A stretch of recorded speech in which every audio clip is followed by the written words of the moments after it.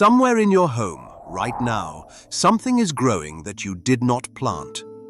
A potato in the back of the cupboard has put out a pale shoot in the dark, reaching for a sun it has never seen. An onion has gone soft and green at the crown. There is a crack in a sidewalk you walk over every day, and out of that crack, out of grit and a little rain, some green thing has decided to live.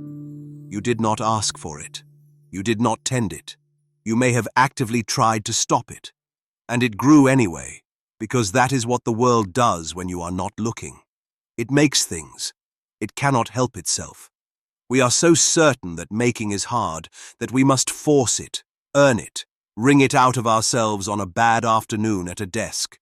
And then, a tomato you never planted comes up in the compost heap, fat and red and volunteering, from a seed you threw away, and the whole anxious theory quietly falls apart.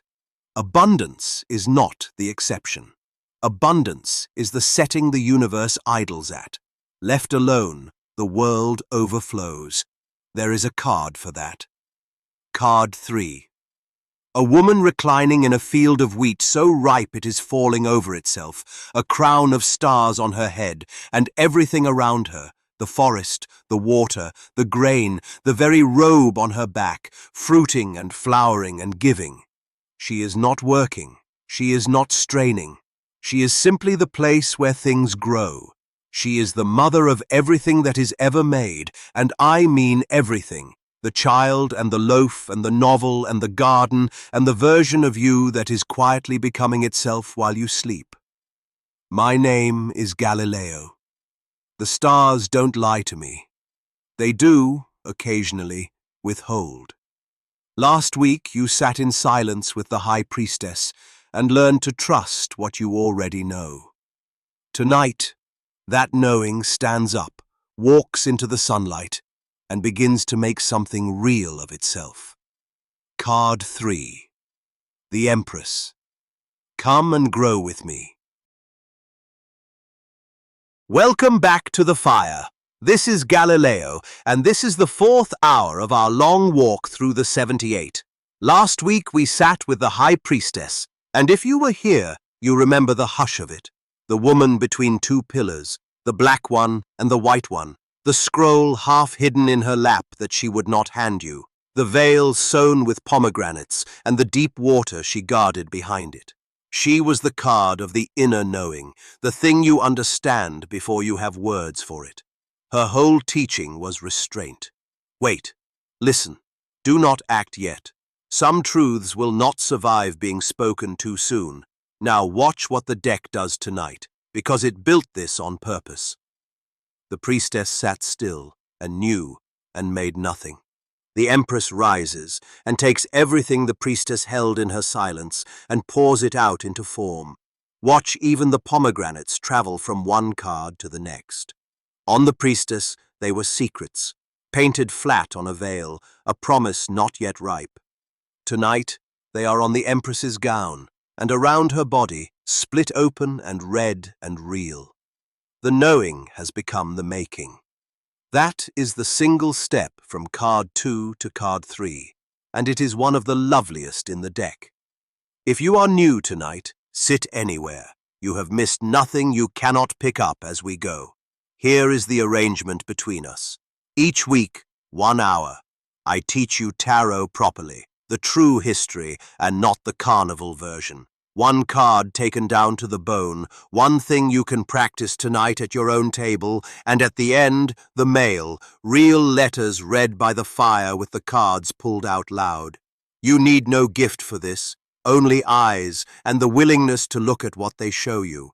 And the honest clause, read aloud every week, because I will not bury it under the pretty parts. The cards do not know your future. They are not fate.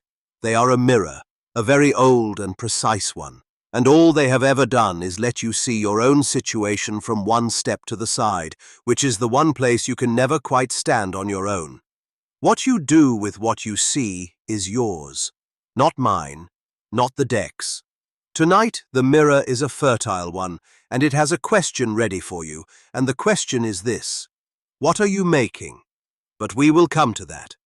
First, as always, the history, because the Empress has been many different women across 600 years, and the story of who she used to be is one of the best the deck can tell. Last week I told you how the church spent 5 centuries pretending the high priestess was never there. The popus airbrushed out of a game because a woman on a throne of scripture made the wrong people nervous. Tonight, her sister. And this one they let stay, all 600 years, because this one they understood. Everyone understands an empress. Go back to the beginning, to the Italian courts in the 1400s, the gold leaf and the noble families, and the game called trionfi, triumphs, the parade of trump cards marching the furniture of their century past your eyes. Here is a piece I have not shown you. 4 of those early trumps are not single figures at all. They are 2 pairs. The 4 great powers a Renaissance person lived their whole life underneath. The Pope and the Popus, the 2 spiritual authorities, one real and one a scandal. And the Emperor and the Empress, the 2 worldly authorities, husband and wife, the crown and the crown beside the crown. Card 3 and card 4 were designed as a matched pair from the first hand ever dealt, and they have stood side by side for 6 centuries. Hold on to that, because next week I introduce you to her husband, and you will already know the marriage is older than the deck. So who was she at the start? L'Imperatrice, the Empress. And notice what she was not, because it is going to surprise you. In the oldest decks, she is not Mother Nature. She is not fertility, not the wheat, not a garden anywhere in sight. She is power, worldly, political, crowned power, wearing the body of a woman. Look at the Visconti cards painted for the Dukes of Milan, the oldest tarot that survives, and there she sits, a great lady, heavy with brocade and gold leaf, a shield in her hand, and on the shield the imperial eagle, the black eagle of empire. She is not tending anything. She is ruling. She is the female face of the throne of the world, every bit as hard and sovereign as the man in the next card. And the Marseille printers kept her that way for 3 more centuries, stamped out by the 1,000 on cheap woodblock, the standard deck of Europe. L'Imperatrice, crowned, seated, a scepter topped with a small globe and a cross, the globus cruciger, the orb that says plainly, I hold the whole round world in my palm. If you had asked a French card player in the year 1650 what the Empress meant, he would have said, without hesitating, a great lady. Authority. The mother of the realm, but mother the way a queen is mother, from a height, with an army at her back. Nobody was thinking about gardens. And then, as with every card, the 18th century arrives, and the dreamers get their hands on her. You know the pattern now. Court de Gebelin declares the whole deck a lost Egyptian Bible in 1781, and the moment a game becomes scripture, every card must be handed a deeper soul. But watch what they did to this one, because it runs opposite to the magician, and the contrast will teach you something. They took the street hustler and promoted him up and up, from the folding table to the altar and the priesthood of creation. And they took the Empress, already at the very top of the world, and carried her the other way.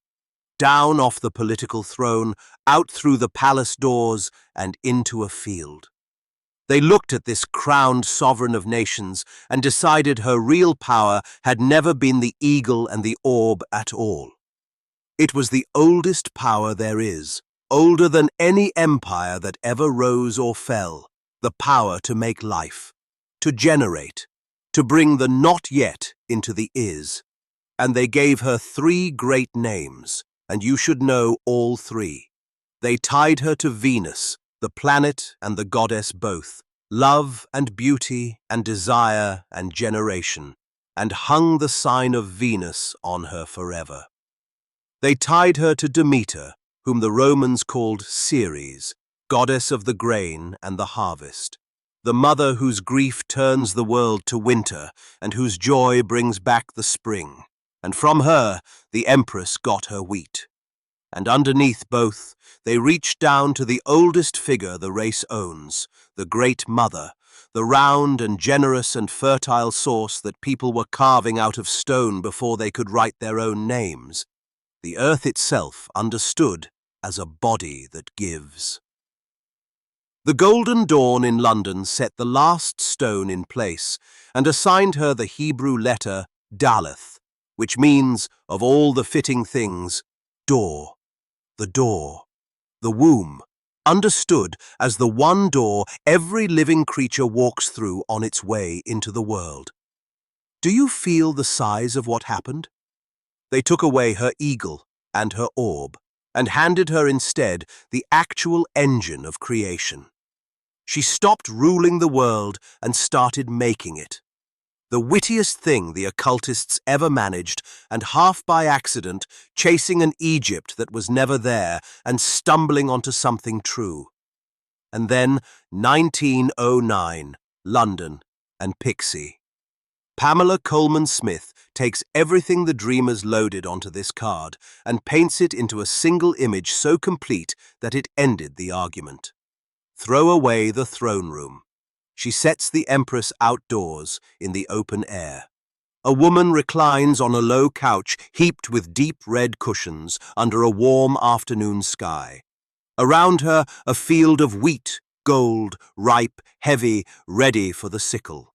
Behind her, dark green forest, and out of the trees, a stream comes down in a small white waterfall, feeding everything. On her head, a crown of 12 stars, the months of the year, the signs of the zodiac, the whole wheel of time worn as jewelry on the brow of the woman who makes time bear fruit. In one hand, a scepter topped with a golden orb. Because she has not stopped being a sovereign, she has only changed what she is sovereign over. Her gown is loose and pale, patterned all across with pomegranates, red fruit and red seeds, fertility spelled out in the fabric. And beside her, where a colder card would put a coat of arms, a heart, sitting in the precise spot where the imperial eagle used to sit 500 years before. The old shield of empire, repainted as the shield of the heart. That is the whole journey of the card in one picture. She began holding an eagle and ended holding a heart. The same crown, an entirely different power beneath it. And the deck, being the deck, let her keep the scepter and the orb the whole way through, just so you would never forget she used to run the world before she chose to grow it instead. Now the lesson, and tonight I am going to teach you to read for the thing that is being made. Here is a mistake almost every beginner makes with this card, and it is really a mistake about the whole deck. The Empress lands on the table, all her wheat and her pomegranates and her loose flowing gown, and the beginner says one word: baby, pregnancy. Someone is expecting. And sometimes, yes, she does mean a literal child on the way. I will not pretend she never does. But if that is all you can hear when she arrives, you have shrunk the most generative card in the deck down to a single obstetric event, and you will misread her 9 times out of 10. Because the Empress is not the mother of babies. She is the mother of made things, all of them. The novel you are 3 chapters into. The business with a name but no customers yet.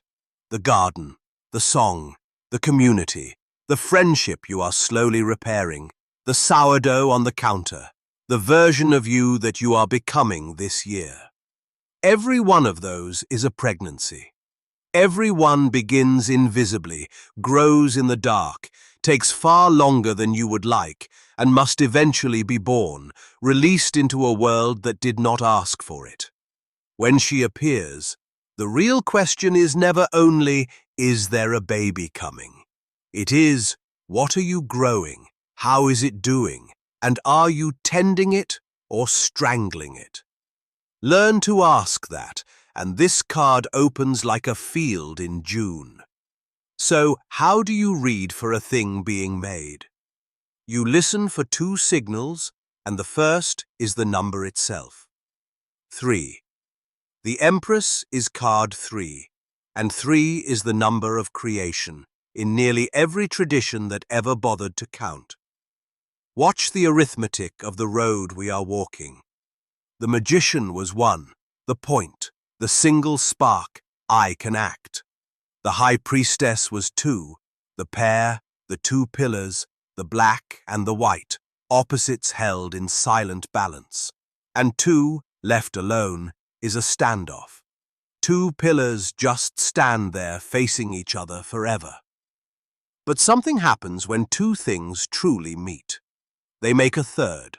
1 and 2 make 3. The mother and the father make the child. The idea and the raw material make the object on the table.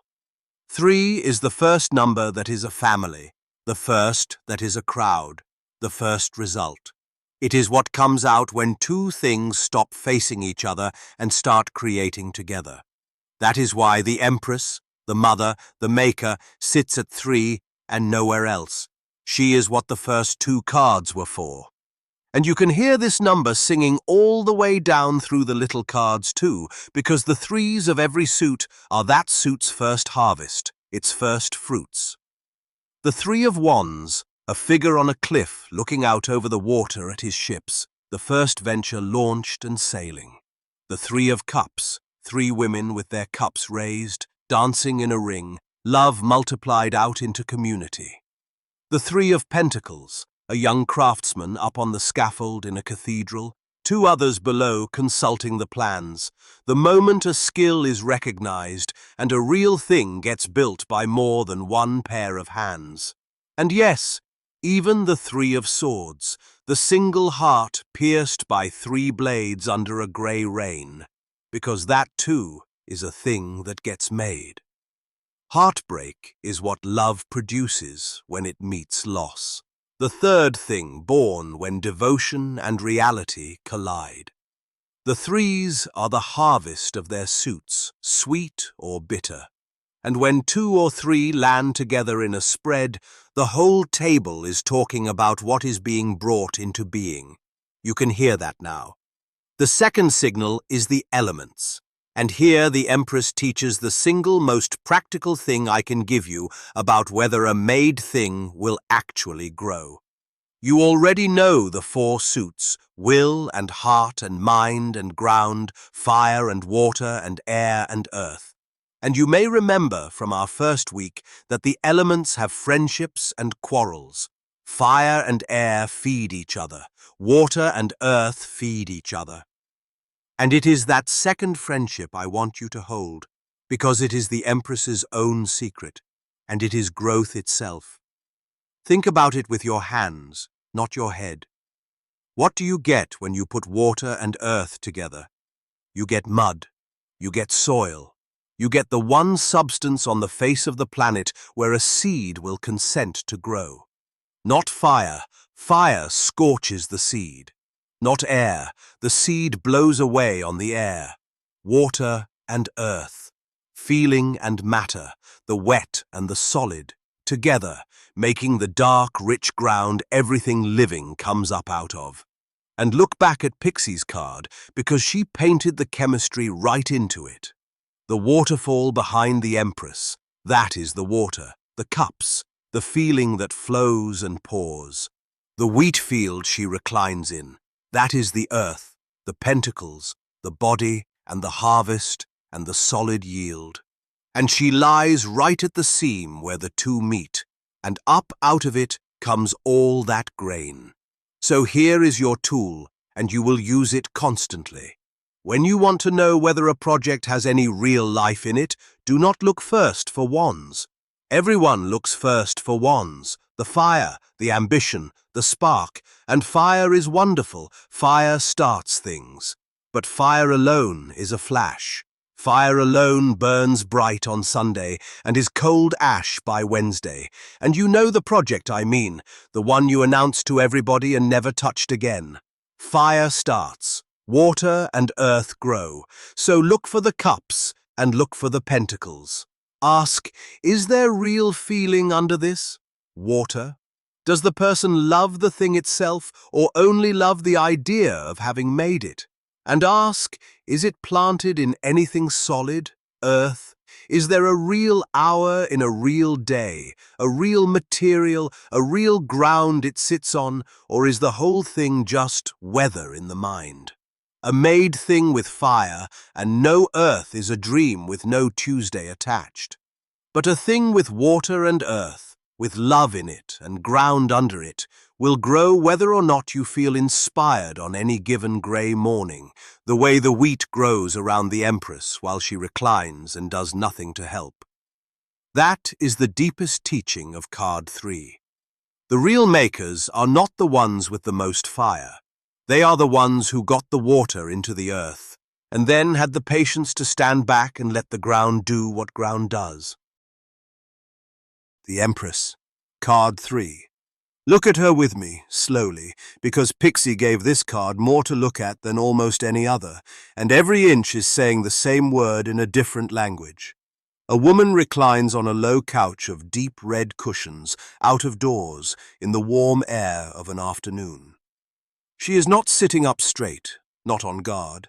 She is at her ease, one arm resting, her whole body comfortable in the world in a way you almost never see in this deck of tense and watchful figures. She is the only card in the 78 that looks like it is enjoying itself. Her gown is pale and flows generously, loose enough that readers have always seen her as pregnant, and whether she literally is or not is the right kind of question to leave open, because she is pregnant with something. The whole card is, and the cloth is patterned all across with pomegranates. In one hand a scepter, a golden staff topped with a round orb, held easily, not gripped. And beside her, propped against the cushions where a lesser card would put a coat of arms, a heart. A shield in the shape of a heart, and painted on it the sign of Venus, the circle above the little cross. Around her, the world is doing exactly what she does. A field of wheat grows ripe and golden right up to the edge of her couch, ready for harvest. Behind that, dark green forest, and out of the trees a stream falls in a small white waterfall and runs out of the frame, feeding all of it. Everywhere you look, something is growing, flowing, ripening, giving. There is not one sterile inch in the picture. That is the point of the picture. So she lands upright on your table. What is she telling you? She says abundance, and she means it plainly. There is enough here. There is more than enough. Whatever scarcity you walked in carrying, she says, look around. The field is full. The season has turned. The yield is coming in. She says growth. The healthy natural kind, the kind you do not have to force, the kind already happening if you would stop pulling it up by the roots to check on it. She says creativity, the fertile stretch where the work comes easily and the ideas pour like that waterfall. She says the body and the senses and pleasure, because she is the most embodied card in the deck, and part of her medicine, especially for the strivers and the head dwellers, is simply this. Come back down into your body. You have a life, and it is happening in your senses, and you keep missing it. And underneath all of it, she says the thing hardest for busy modern people to hear. Allow. She does not hustle, this woman. She reclines while a whole field ripens around her. The wheat does not grow because she stands over it with a clipboard. It grows because it is wheat. And she made the conditions, and then she got out of the way. The Empress upright is very often the deck saying to an exhausted, gripping, over-managing person the most difficult sentence in the world. The thing is already growing. Stop yanking on it. Your job now is not to force it. Your job now is to feed it and let it be. That is a beautiful card to receive, and like every card, she has a shadow, and you must know both faces of it, or you know neither. Turn her over. Reversed, the Empress fails in two directions at once, and they are opposites, so read the company around her to know which is in the room. The first face of the reversed Empress is the empty field. The drought, the well run dry. This is creative block, the blank page that stays blank. The garden gone to dust, the flat, frightening sense that nothing is growing and nothing will. And very often it is depletion, the quiet exhaustion of the person who has given and given until there is nothing left in the pitcher, the mother who feeds everyone at the table and forgets to make a plate for herself, the maker who poured so much out for so long that the sauce itself has gone dry. Upright, she overflows. Reversed, in this face, she has poured herself out onto the ground and cannot fill back up. And the cruelest part is she often does not notice, because giving is so deep a habit that running dry feels like virtue right up until it feels like nothing at all. If this is the face in your reading, the instruction is not, give more. It is, be given to. Get water back down into your own roots. You cannot grow one thing from a field you have salted with your own neglect. The second face is the opposite ruin. Too much. Not the empty field, but the drowned one. This is nurture curdled into smothering, care hardened into control, the mother who cannot let the thing be born and walk away, who overwaters the seedling until the roots rot. It is love become a cage. And in its saddest form, it flips into dependence. The person who has forgotten how to generate anything of their own and only knows how to be tended, leaning their whole weight on someone else's fertility. One face cannot give, the other cannot stop, cannot let the harvest be carried off. Drought and flood. And the same question sorts them, the question this card lives on. Are you feeding this thing or strangling it? Now let me give you one pairing, because a card in company says what it never says alone, and there is one partner for the Empress you already know is coming. The Empress beside the Emperor. Card 3 beside card 4, the pair the deck married 600 years ago, and next week you meet him. When those two land together, the reading is about the two halves of every made thing that survives. She is the nurture.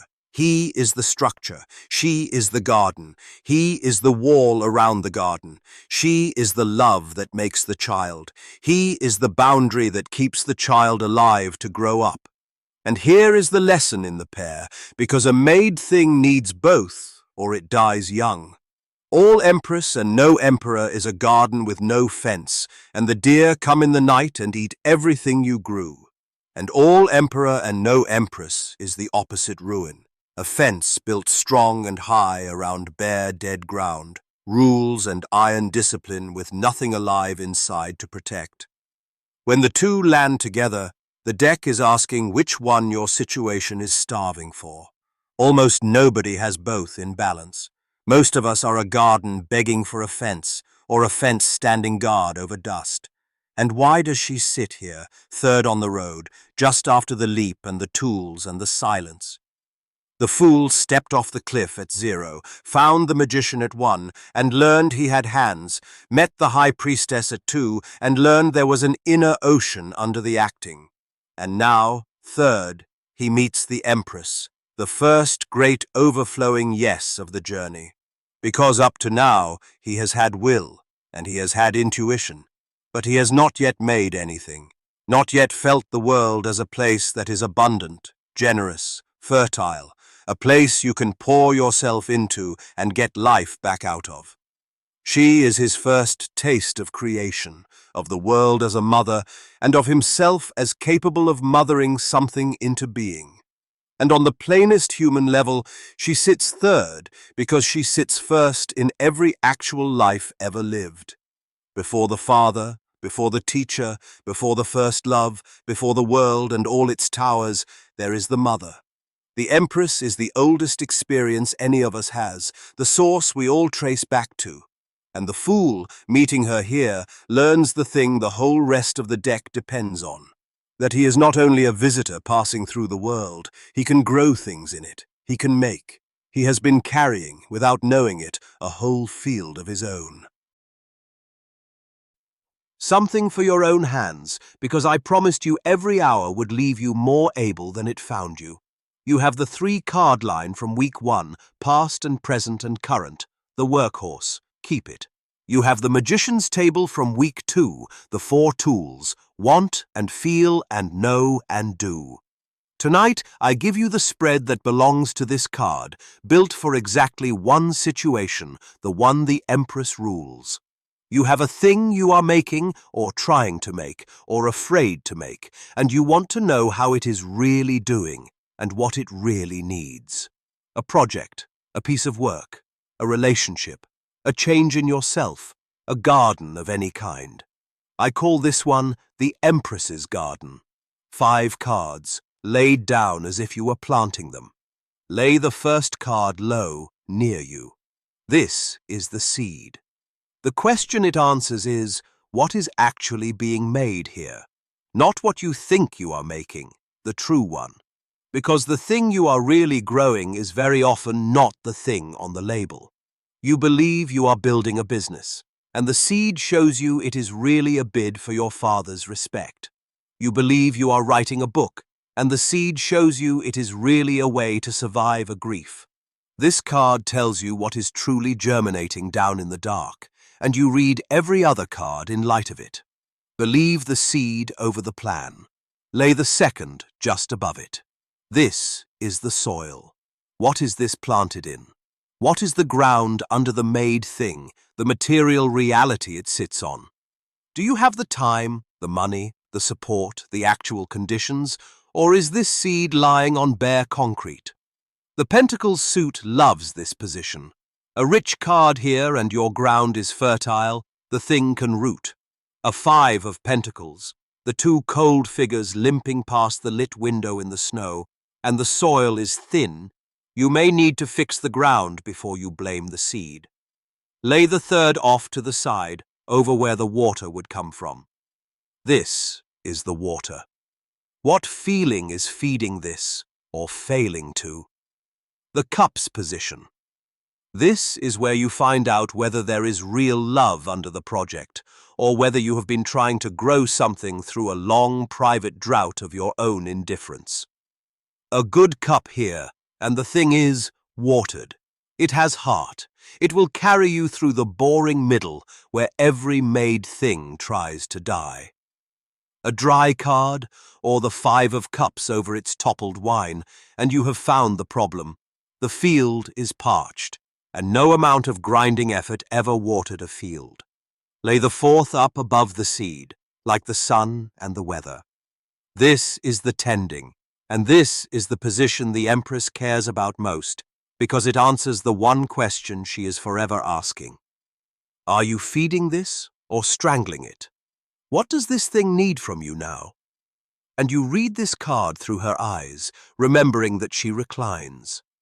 Sometimes the tending card comes up active, a knight, an ace, and the answer is do more, water it, ship it, show up. But very often, with the Empress presiding, it says the harder thing. Less. Step back. Stop pulling it up to check the roots. A calm card here, a 4 of Swords, the star, and the instruction is to get out of the garden's way. Because the most common mistake makers make is not neglect. It is fussing. This card will tell you which is yours tonight. Lay the 5th at the very top, the far end of the row, in the future. This is the fruit. What this grows into if you let it. The harvest, the current, where the whole garden is heading if the season is allowed to turn. And hear the Empress's honesty here. It is not a promise. It is a projection, the yield if nothing gets uprooted in a panic. A glorious card, the sun, the world, a gentle 10, and you are growing something worth the wait, so keep tending. A hard card is not a curse, it is information, a chance to change the soil or the water while the season is still young. That is the whole point of seeing the fruit before it ripens.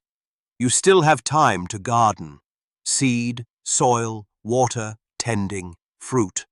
What is truly being made, what it is rooted in, what feeling feeds it, what it needs from your hands, and what it will become. Lay those 5 over the thing you have been quietly growing or quietly neglecting, and you will know more about it in 5 cards than in 5 months of lying awake worrying. Do it tonight, before you sleep, on the real thing, the one that came to mind 3 sentences ago and would not leave. Before the letters, the segment where we take a myth out into the daylight and look at it honestly. 2 weeks ago, it was the cards you fear. Last week, it was the folklore, the never buy your own deck, and the cleanse it under the full moon. Tonight, a bigger one, the biggest of all, because it is not a myth about one card or one rule, it is a myth about what the whole art is even for. And the Empress is exactly the right card to bust it over, as you are about to see. Here is the myth. Tarot is a love oracle. Tarot is the thing you consult about romance. Will I meet someone? Does he love me? When will I get married? Is she thinking about me right now? That is what the cards are for, and everything else is a sideline. I know how deep this runs, because I hear it at my own table every night, and because the whole popular image of my trade was built on top of it. Picture the fortune teller of the movies, the woman in the velvet tent. What does she say? A tall, dark stranger is coming. He will call. Your true love waits across the water. It is always, always romance, because romance is what a frightened, lonely person will pay a coin to hear about, and the tent has rent to make. And I want to be careful here, and kind, because the hunger under this myth is not foolish. The wish to be met, to be chosen, to not go through the long years alone, is one of the truest hungers a person carries, and I would never mock it. This is not me telling you love is a small question. It is one of the great ones. But it is one of the great ones. 1. And the deck in your hands has 78 cards, and if you go through them honestly, you will find that maybe a dozen are really, primarily, about romance. The lovers, some of the cups, a court card or two wearing the borrowed face of a beloved, a dozen out of 78. So what are the other 66 about? Your work, your money, your health, your body, your home, your fear, your grief, your ambition and your failure and your pride. The thing you are trying to build, the lie you keep telling yourself, the parent you have not forgiven, the person you are slowly turning into. The deck is not a love oracle that occasionally mentions other things. It is a map of an entire human life, of which love is one country, a beautiful one, but one, and to walk into it pointing only at that country is to own a telescope, a thing built to see across the whole vault of heaven and to aim it every clear night of your life at your own front door. Look at the bones of the thing, the structure I gave you in our first hour. 4 suits, 4 regions of a life, wands the will, swords the mind, pentacles the ground, and cups the heart. Only 1 suit out of the 4 is even the heart at all. And here is the part almost everybody misses. Even that suit is not only romance. The cups are friendship and family and creativity and intuition and grief, which is only love with nowhere left to go. 3/4 of the deck is not about your love life even a little, and the quarter that touches the heart is mostly about other loves entirely. This is not a romance machine. You have just been asking it romance questions.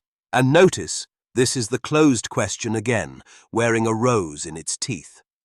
Remember what I taught you in the first hour about how to ask. Will I meet someone is only will I get the job in a prettier dress. It is a yes or no, handed to a piece of paper, a request to be a passenger in your own love life. The cards are terrible at it. And worse, it is the wrong thing to want. Turn it open, the way you now know how. Not, will I meet someone, but what am I bringing to love and what am I blocking? Not, does he love me, but what is actually true between us and what am I refusing to see? The open question turns the mirror back to the one place a mirror can actually help you, which is you. And this is where the Empress closes the loop, because she is this whole myth standing in a single card. She is the one people reduce the fastest. She comes up, and the beginner, and half the phone apps, and most of the tents, all say the same thing. Love, baby, romance. A man is coming, a child is coming. And you have just spent the last half hour learning what she actually is. The mother of every made thing there is. The field, the harvest, the novel, the business, the whole generative overflow of a life. The people who see only babies and boyfriends in the Empress are making the exact same mistake as the people who see only romance in the whole deck. They are standing in a field the size of a life, staring at one flower. So here is the reframe, and it is the most freeing thing I will say all night. Bring the cards your whole life, not just the one country. Ask them about the work you are afraid to start, the money you will not look at, the friendship gone quiet, the art you stopped making, the body you have been ignoring, the person you are becoming when no one is watching. And one more thing gently, because I have read enough of these nights to have earned the right to say it. When someone comes to me and every single question, week after week, is romance. When will he, does she, is there someone? I have learned to hear it very often as love displaced from everywhere else in a life. A whole person full of hungers, for meaning, for work that matters, for a body that feels like home, for friends, and all of it funneled down into the one hunger the world gave us permission to name out loud. The person is starving in 5 rooms of the house and only knows how to say they are hungry in one. If that lands anywhere near you tonight, do not be ashamed of it. Be curious about it. The Empress has a whole field, not a single rose, and so, I promise you, does your life. Ask the cards about the rest of the field. They have been waiting to talk about it for 600 years. And now the fire, and the letters. And tonight, before I break a single seal, I owe you a confession. Last week I told you the letters would be yours soon. I thought I had another week of composing. Then I went to the door of the site, the little place where anyone can ask me one question free in the dark, and the bag was already full. So tonight, no compositions. Everything I read at this fire tonight was typed by a real hand, on a real night, by a stranger who thought no one was listening. I keep my vow. No names, no faces, nothing that could find its way back to a doorstep. They arrived unsigned, all of them. So the fire and I have done the signing, and if one of these is yours, you will know, and no one else ever will. And I will tell you something I did not expect. My composed letters were long, paragraphs. Real mail is not like that. Real mail is 5 words long, and it is heavier than any essay. A real question is not a tree. It is a seed. You hand it to me hard and small and closed, and my whole work at this fire is to crack it open and show you the field packed inside it. The Empress would approve. Tonight of all nights. First letter. And it is 2 letters, and that is the point of it. In the same week, 2 different strangers, on 2 different nights, sat down at my door and typed the same 3 words. Who am I? Not who will I marry, not will I be rich. 2 people, unknown to each other, wide awake at the hour of the wolf, asking a fortune teller for the one thing no fortune teller can hand over. So, first stranger, second stranger, since neither of you signed, those are your names by this fire, and I am reading for you both at once, because the deck insists you are standing in the same field. 3 cards, past, present, current. Your past, the Hierophant. The great teacher on his throne, 2 fingers raised, 2 keys crossed at his feet, 2 students kneeling. This is where the question begins for nearly everyone who asks it. Once upon a time, somebody told you who you were. A family, a church, a town, a job, a report card. They handed you an identity the way the Hierophant hands down doctrine, already written, already blessed, and for years it fit well enough that you never checked the stitching. The Hierophant is not a villain, hear me on that. Handed-down names keep children warm. But a handed-down name is a coat, and you have been mistaking it for skin.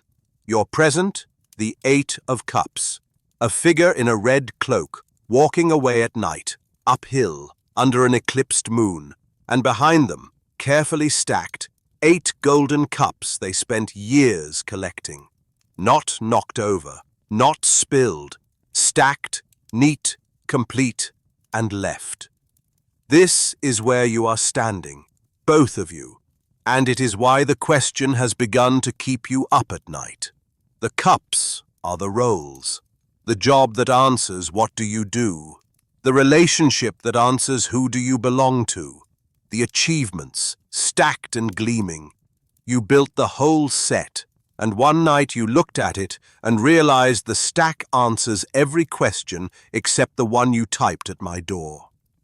The 8 of Cups is not despair. Read the card closely. It is the moment of leaving the answers that no longer answer, and the deck honors it as one of the bravest cards in the 78. And your current, and I could not have chosen better if I had cheated, the Star. A woman kneels at the water under a spread of stars, and she is undressed, and this is the entire meaning.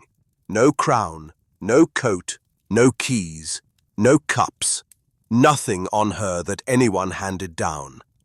And what does she do? Naked under the night sky. She pours. One vessel into the pool, one onto the earth. Stripped of every borrowed name, the self that remains still does something. Still gives, still waters the ground. That, strangers, is the answer the deck offers to your 3 words. Who am I? Is not a fact you will find filed somewhere under the coat. It is what is left doing the pouring when the coat comes off. So, here is my reading, for both of you, and for everyone at this fire who has typed those words into some dark or other. You asked the question because the handed-down answer wore out.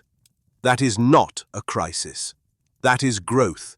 It is the seed coat splitting. And it splits at night, always. Ask any gardener. Do not rush to buy a new coat, a new title, a new stack of cups. That is just the Hierophant with better marketing. Stay undressed a little while. Notice what you pour when nobody is assigning it. What you tend when no one is watching. Strangers, that is who you are. The Empress has been saying it all hour. You are not a name. You are a garden, and gardens do not have names until someone loves them. Second letter. Also 2 letters. The fire is full of twins tonight. One stranger asked, "Am I going to be rich?" Another, a night later, asked, "Am I going to come into money, big money, soon?" So, rich and big money. Soon, welcome, sit down. You are among friends, because I promise you every person at this fire leaned in just now. Money mail is honest mail. Nobody types that question into the dark unless the daylight has been hard, and I will not pretend otherwise, and I will not scold you for asking. But I will tell you the truth before the cards do. In 500 years, this deck has never once handed anyone a lottery ticket. It hands out shovels. Watch. 3 cards. Your past, the 4 of Pentacles. A man on a bench with a coin pressed to his chest, a coin balanced on his head, and one pinned under each foot. Holding everything, enjoying nothing. Whatever money has been to you so far, it has mostly been fear wearing a gold costume. Count the man's coins. 4. He is not poor. He is terrified, and the grip is the poverty. I read this card in your past, and I hear the real question underneath both your letters, and it is not, am I going to be rich? It is, am I ever going to be safe? Hold that. We will come back to it. Your present, the Seven of Pentacles. And if you were with us at this fire last week, you know it well. The gardener leaning on his tool, looking at a vine he grew himself, 7 coins ripening on it, and he is not picking. It is the card of the long middle, the stretch where you have put in real work, and the harvest is visible but not ready, and it is the most frustrating card in the deck and the most hopeful, both at once. Something you have already planted, rich, big money, is actually growing. The deck is not flattering you. The 7 only ever appears where real work already happened. And your current, the Ace of Pentacles. The hand from the cloud holding out a single golden coin, and beneath it a garden with an arched gate, and a path leading through the gate toward mountains. An offer of real, material beginning. Not a jackpot. A seed with a gate behind it. The Ace of Pentacles is the deck saying yes, money is genuinely coming toward your hands, and saying in the same breath that it arrives as a beginning, a job, an opening, an offer, a skill someone finally pays for, and what it becomes depends entirely on which man receives it. The gripper on his bench or the gardener on his vine. So, my reading, for both of you, will you be rich? The deck does not know, and neither does anyone else who claims to, and you should watch the hands of anyone who says otherwise. We covered that 2 weeks ago. What the deck knows is this. Soon is the wrong axis. Rich fields are not found, they are grown. The whole hour has been about her, the woman in the wheat. Something you already planted is on the vine, an actual door of money is opening toward you. And the only thing that can spoil it is the old fear, the 4, the grip. When the coin comes, and it is coming, do not press it to your chest. Plant it. And as for safe, the question under the question, hear this. The man with 4 coins clutched tight is not safe, he is just still. Safety is not a number, it is a growing thing. The Empress has no vault, she has a field. Tend yours, and it will hold you. That is as rich as the truth gets, and it is richer than the ticket. Third letter. Twins again, of a kind.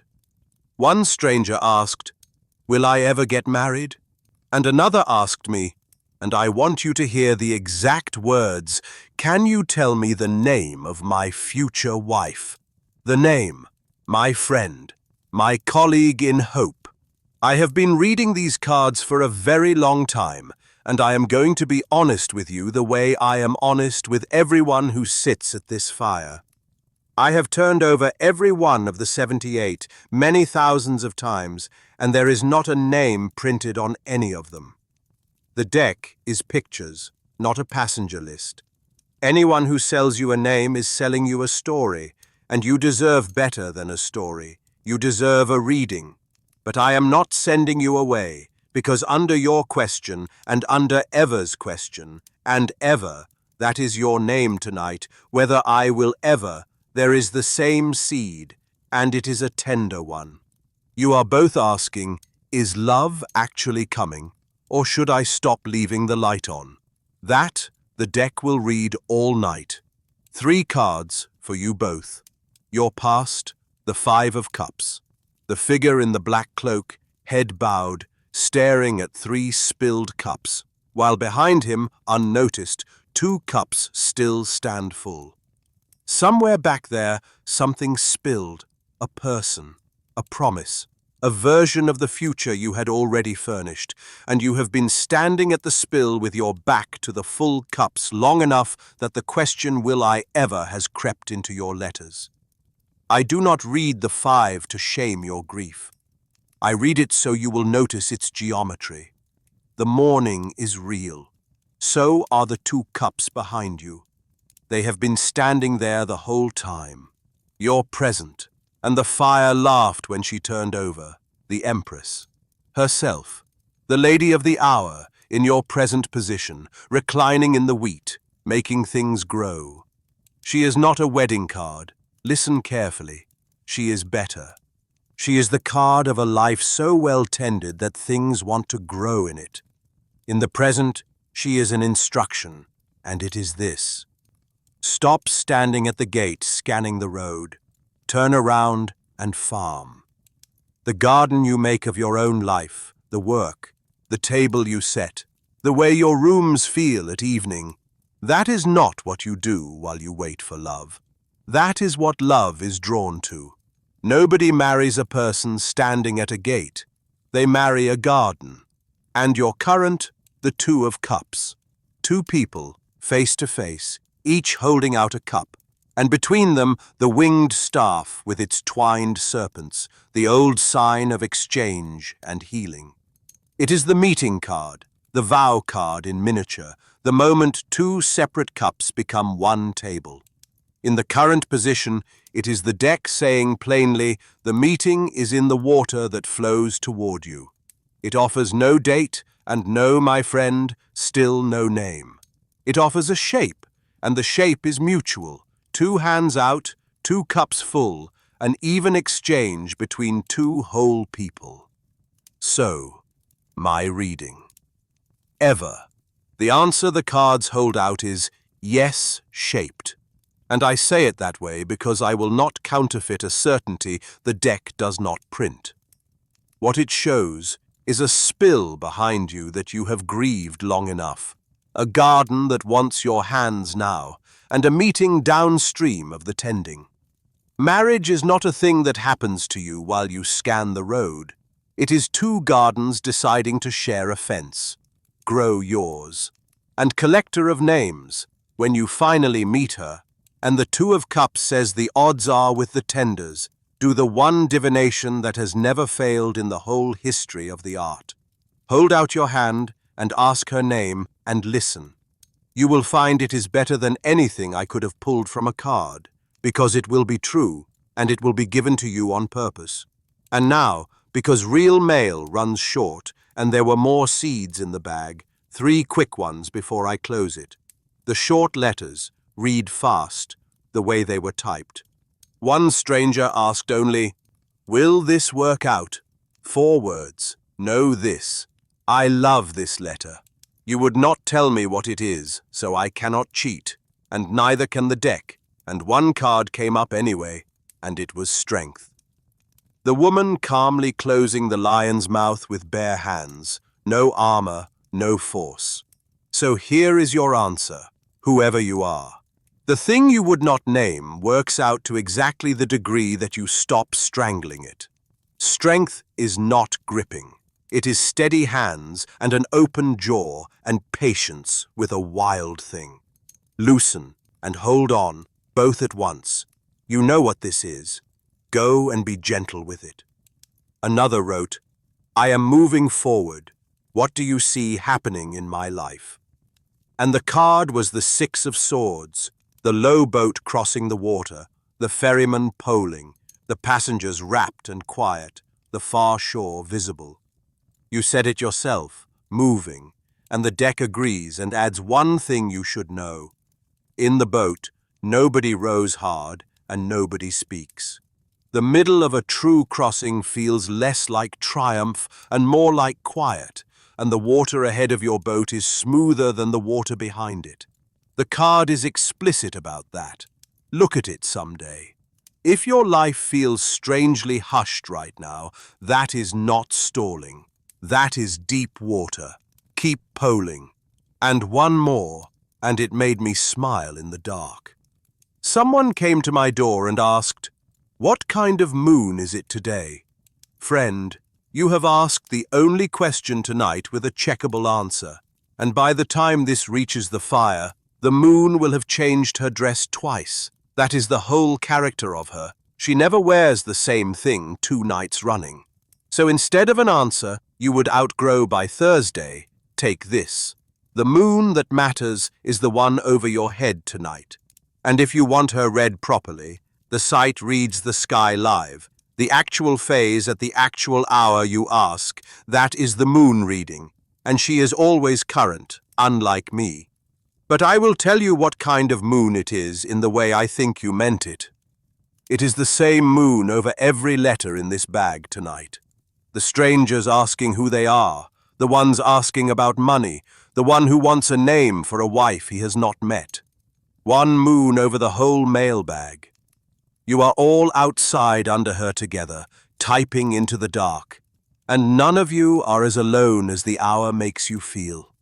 That is what kind of moon it is. That is the fire for tonight.